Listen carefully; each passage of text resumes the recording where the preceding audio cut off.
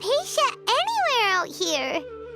Oh, there she is! Quick, let's see how she's doing. Ah, so sweet. Well, the good news is that she's still conscious.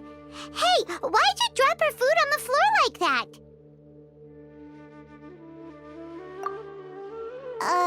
Are you okay? That's really not like you. Anyways, we can talk about this later. We better make sure she's all right first.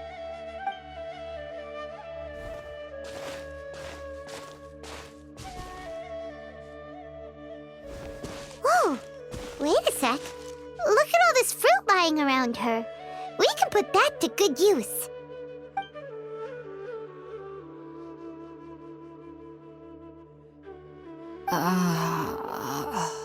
Who is there? Tighnari, is that you? Huh?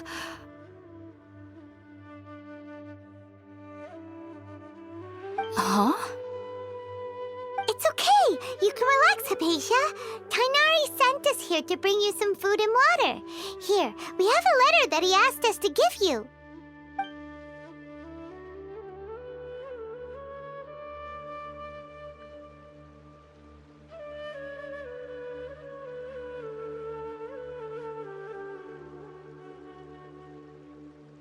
I see. So, you're friends of Tighnari. I apologize for all the trouble I've caused you. I'm grateful that you came so quickly to save me. You even brought all this fruit. Well, actually, we didn't bring the fruit. It was already here when we arrived. We were kind of wondering about that, actually. When we found you here, there was all this fruit lying around and even some juice dripping from your lips. How did you end up like this anyway? Oh, really? I seem to understand now. All the fruit was likely from my, neighbor. Must have come by and saw me like this. Your neighbor? You mean there's someone else living nearby? Oh? So you're able to see them too?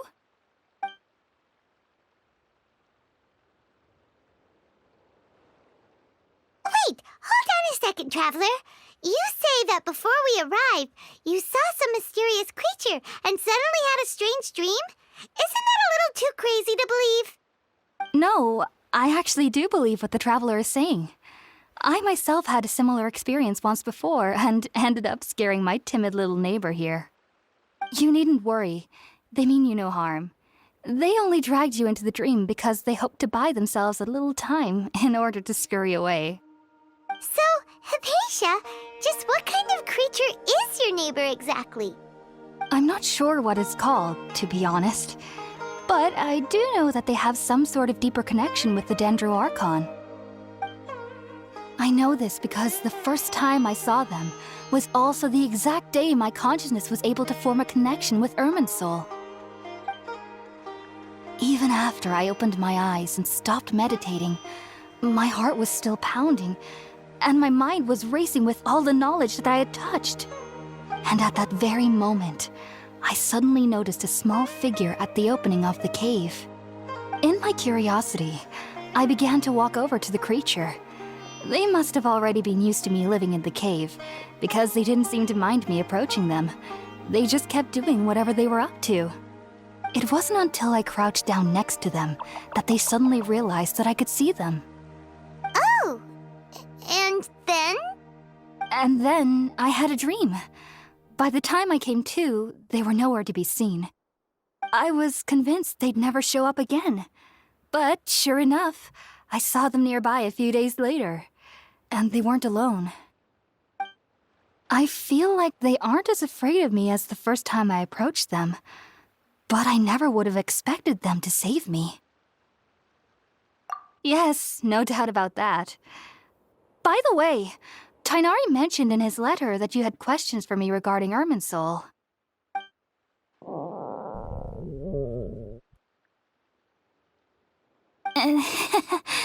Sorry about that.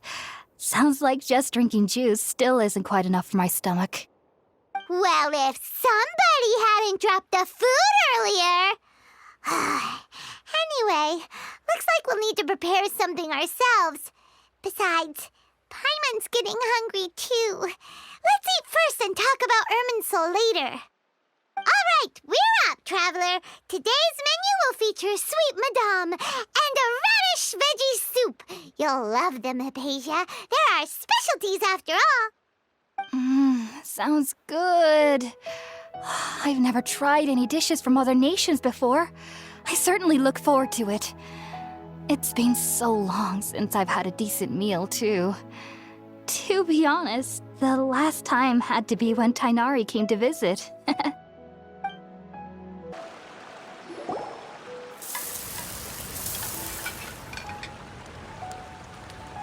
done! Let's use the empty box that Tighnari gave us since we already washed it. Oh, it smells amazing! And the box is a nice touch, too! Let's go serve this up and start eating with Hypatia!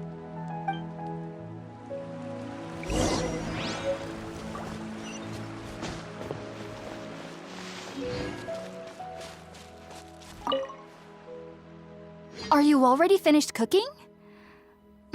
Smells delectable. I'm truly thankful whenever I can enjoy a proper meal like this. Cooking really isn't my forte.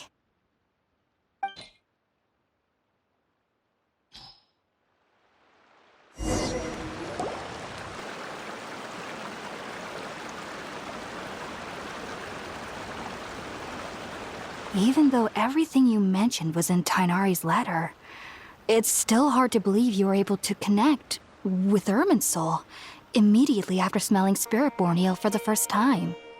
It took me nearly 3 years before I could do so.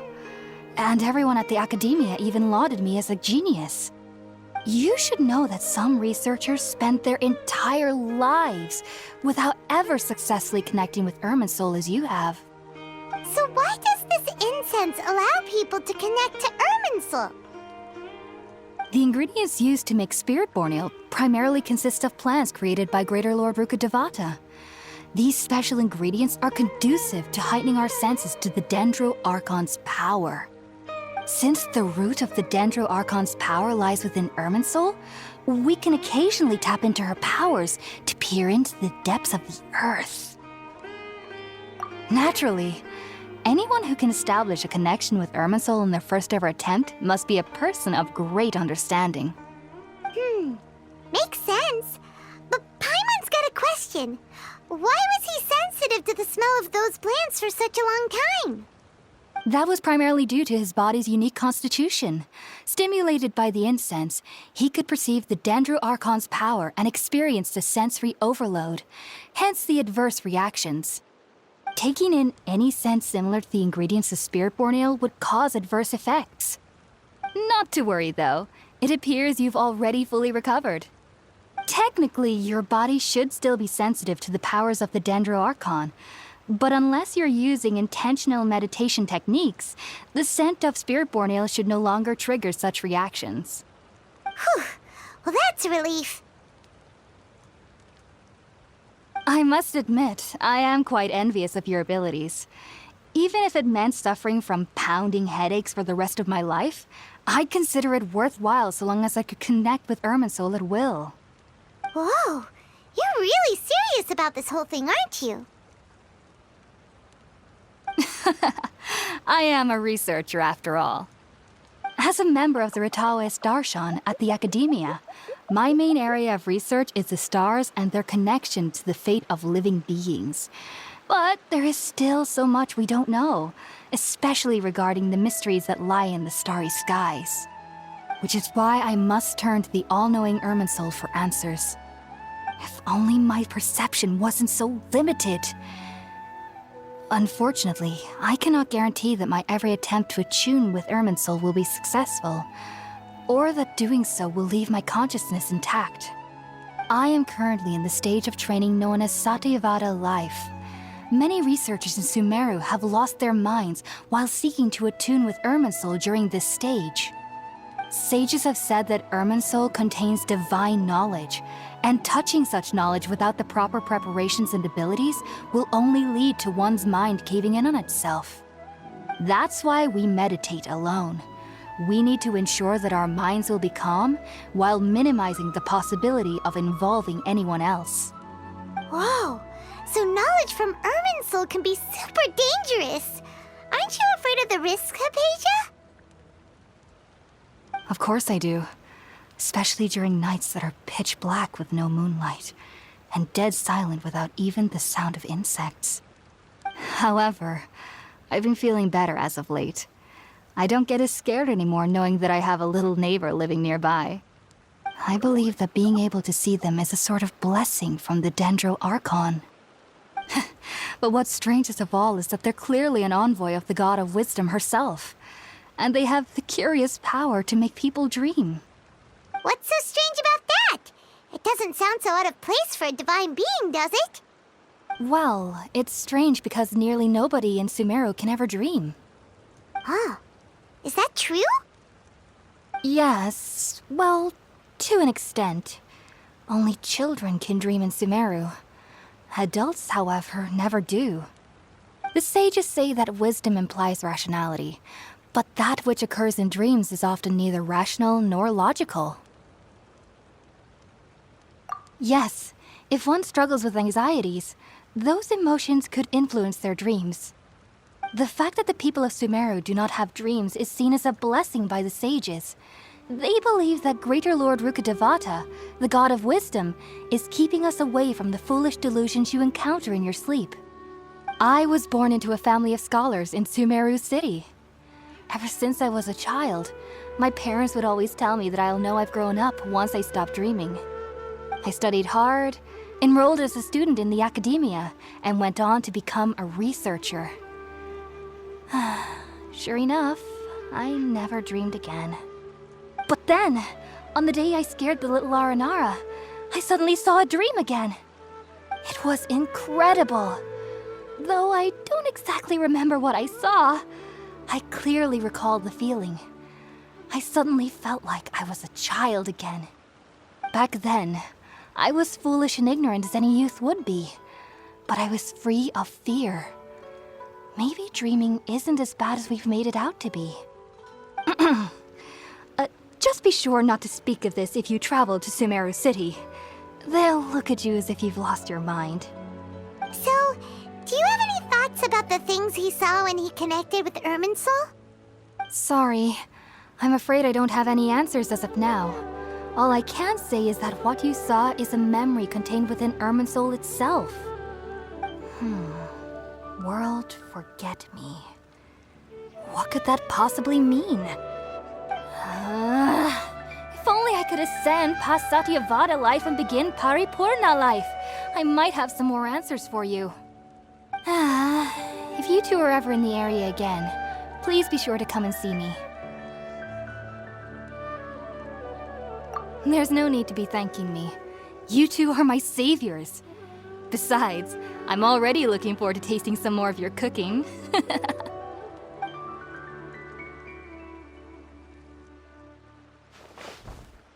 Now that we know Hypatia is alright and had the chance to ask her some questions, Paimon thinks it's about time to head back to Gandharve Village.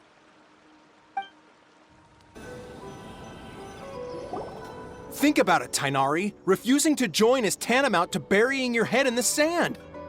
I understand that you're a forest watcher and that it's your duty to combat the effects of withering zones, but isn't it evident that such work is not a lasting solution to the problem? As Sage Kage clearly stated, your presence and guidance in Sumeru City is pivotal in finding a cure for Irminsul. How could you possibly refuse? Keep your emotions in check, Gulam.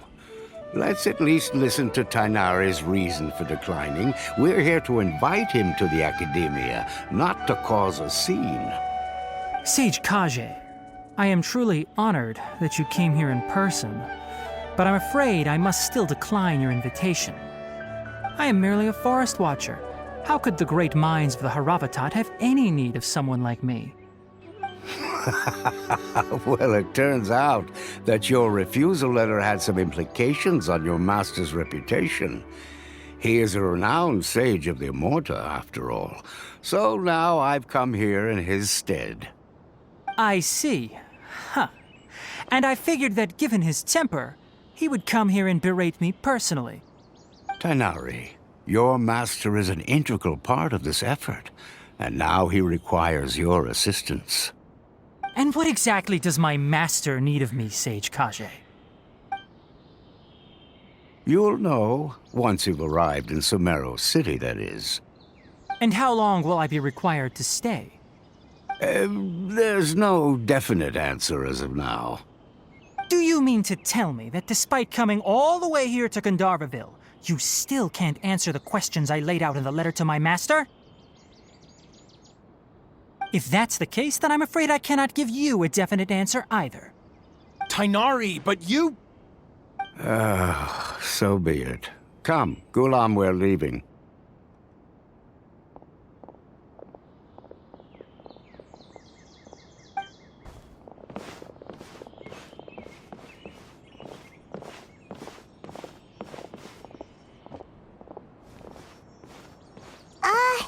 Tighnari, what was that all about? It's nothing. Some people from the academia wanted me to go to Sumeru City to assist them with a project, but I had to refuse on account of all my responsibilities here. But all that can wait. How did things go with Hypatia? It was quite the eventful trip, but the main thing is that she's safe and sound. She answered a bunch of questions for us, too. Very good. Now that the traveler has made a full recovery, there shouldn't be any reason for you to tarry here longer. I assume you will be heading to Sumeru City, correct? That's right. We want to meet Lesser Lord Kusanali and ask her for advice.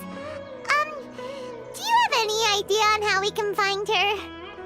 Sorry. I'm afraid I don't have any advice for you there.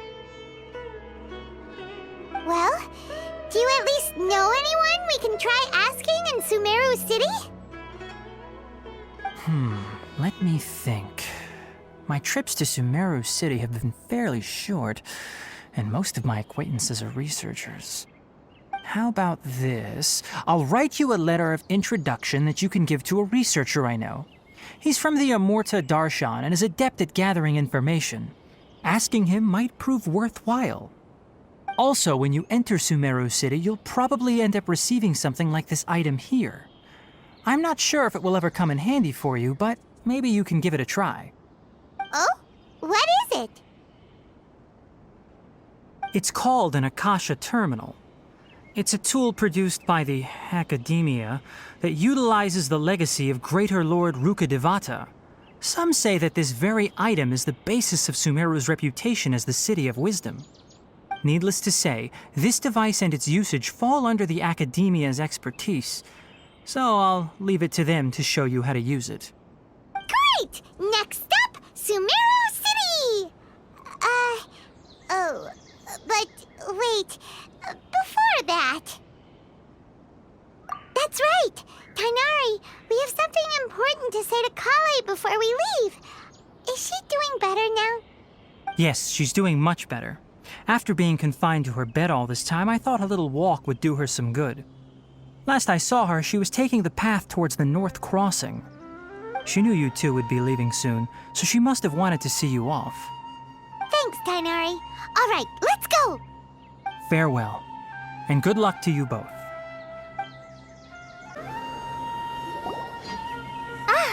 I've been waiting for you two.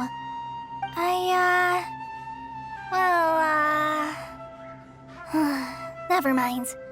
I guess I should just wish you two a safe and successful journey.